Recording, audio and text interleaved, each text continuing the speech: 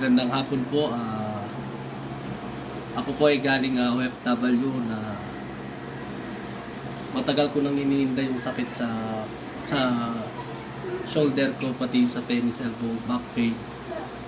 Tapos nakita ko sa social media si Apong Lito Manghihilot. Hinanap ko kung saan na page hanggang sa ma-chat ko siya, binigay sa akin yung exact address niya.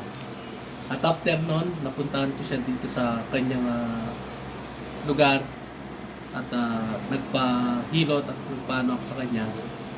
At naramdaman ko na naging magaan ang aking pakiramdam at nawala yung frozen shoulder ko at sakit sa likod, pati yung sa tennis elbow. I recommend Apong Lito sa mga ibang OFW na may nararamdaman na o inihindang sakit sa katawan. Proven and legit po siya po dito.